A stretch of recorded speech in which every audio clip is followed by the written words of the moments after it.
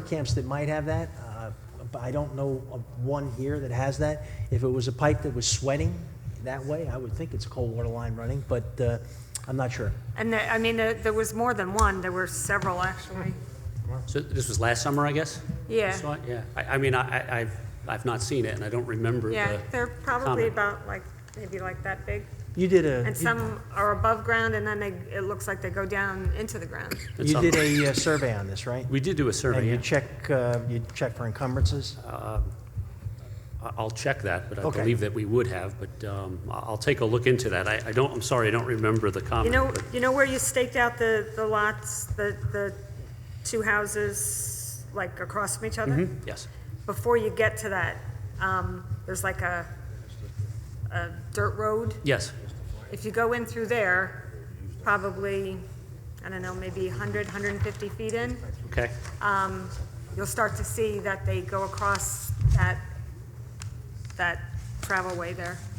Okay. I'll take a look at that and see if there's anything of record. I didn't know of anything that would, result Yeah, I in just that. didn't know where they came from and where they went to. When did you notice they were sweating? What time You of know the what, year? if I can find the pictures are dated. Was it in the summer, or was this in It the? was in the summer. Okay, well, it could be a camp then. Okay, we'll have to take a look. I don't know your best, because we're all waiting on you, it's cool. No, I'm done. I'll change it.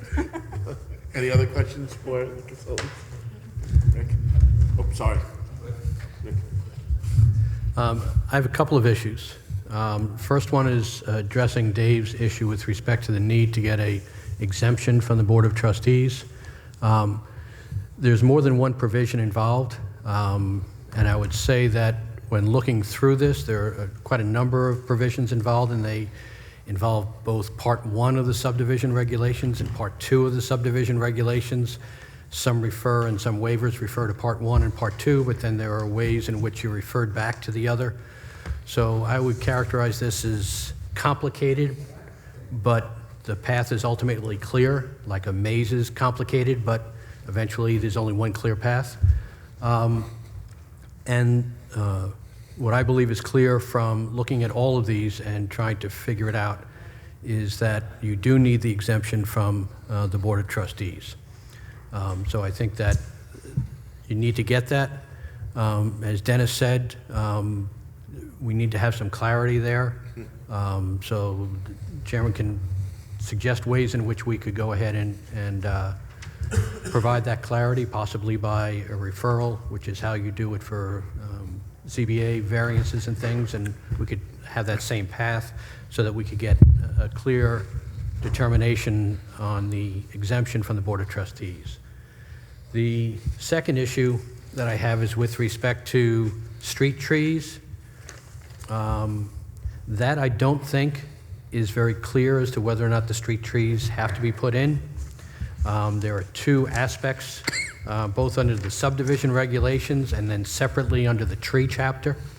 What I suggest is that the board ask Dennis to ask Gary for his opinion on the street tree waiver issue, and then Gary can go ahead and give his interpretation considering both the subdivision regulations as well as the tree chapter regulations, and then this board will be guided accordingly.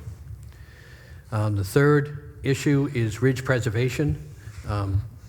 This is in ridge preservation, and sometimes we sort of casually talk about how you can waive certain requirements of the ridge preservation. Technically, you can't waive them, but effectively it's the same thing. If in fact you have a finding, if this board finds that it's not likely to be visible from the designated corridors, and Dennis can either now or in the future talk about the designated corridors, but if you find that it's likely not to be visible from these designated corridors, then you can go ahead and not make these requirements. But if it's, so that's not really a waiver, it's just a finding that it's not likely to be visible. If it is likely to be visible, then they have to comply with the regulations. And then finally, the fourth issue is that one of the things that were slated, at least in my mind, for this evening was to go over the seeker EAF Part 2 that has been proposed that was given to you a while back by our office. But I'm suggesting now that given some of these issues, that it may, especially with respect to the view corridor and ridge preservation issues, as well as the sewer, water and sewer, which are critical, I would suggest postponing your review of the EAF Part 2 until those two issues are more clarified. With, Rick, with the view corridors, is that handled through a balloon test? Is that just the client gives us a rendering of what it would look like from those? How do we?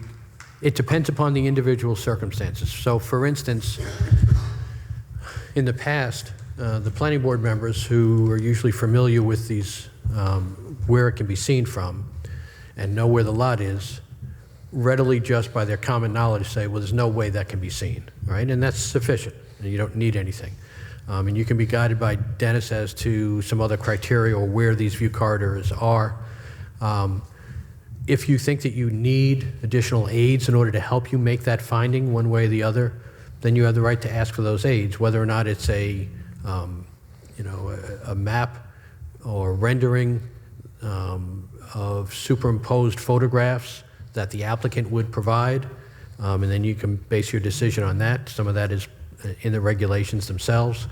I think there's also in the past, I think we have had a balloon test on at least one of these issues, but I can't recall what it was, but I remember talking about a balloon issue with respect to the view corridors.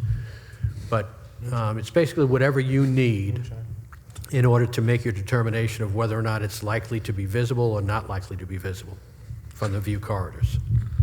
And follow-up, what prevents, or is there any cumulative effect if the applicant then comes back and wants another 3-lot subdivision and wants a 3-lot subdivision? You know, because if we keep doing 3-lot subdivisions of the land, we're kind of skirting around the whole major, minor, and the requirements that kick in with those. That's right. Presently, under the code, there's no prohibition from that sort of creeping minor subdivision that creeps into a major subdivision. Other jurisdictions that I'm aware of do have provisions to sort of claw back, so that if you, of a successive minor subdivisions, all of a sudden you, going back X number of years, actually ends up triggering a major subdivision had they been done all at once, then on that last, the most recent one that's before you, even though it's technically a minor subdivision, would now be treated as if it was a major with respect to what is required. That's not in your code now. You had actually noted that to me before, and I will be providing for a draft code provision to the Board of Trustees for them to consider that issue of having a clawback provision, but presently it's not in there. Okay, thank you. Any other questions for Rick? Dennis, where is the nearest view corridor over there? Ridge Road and Seven Springs Road are probably the closest in proximity. There's also there's a map, and I can get you a copy of the map that shows you the view corridors. 32 is one, as I recall, 105. Then there's the impossible one, which is Route 6, okay? And you can see all the Woodbury from Route 6, but it's a pretty far distance. I don't think people have used that as their barometer for 2 lots, 3 lots. You might use it if you were doing a Brigadoon or a WP3, because they do make a significant difference. But there's never been a question that those are visible. I mean, that's so. But for this 3 lots on a fairly large parcel, we gave you a profile that showed how it would look from the one that's, we thought, adjacent, as close adjacent. I'll get you a copy if you want of the ridge of the view corridors, so you can. And you're all pretty much familiar, with Woodbury and have driven the roads, so you would have ones that you could discard as probably not visible. For example, down here, to look at it from 32, to look at this would be virtually impossible. But others, you might consider, maybe you want a profile from a different road. We can give you that too. Okay, thank you. You don't need, it's not a motion for you to get Gary's opinion on street corners, street trees, right, Dennis? You can just write him a letter? Yes. Okay.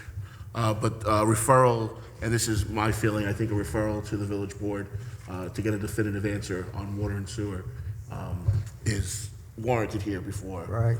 we go forward. That is a motion though, right, Rick? Yes. All right, so I'll offer a motion that this application be forwarded to the village board for determination of water and sewer applicability. I second it. Any questions? All in favor? Aye. Aye. So, other than that, there's no other, right, Rick, no other actions we hear back from the village board, right? Okay. All right, we'll get in contact with the village board and come back when we have This is the one whatever for information we All right, get. thank you very much, sir. All right, thank you. Have a good night. Motion to close? Yeah, I have to. Second. All in favor? Aye. Nobody wants to stay.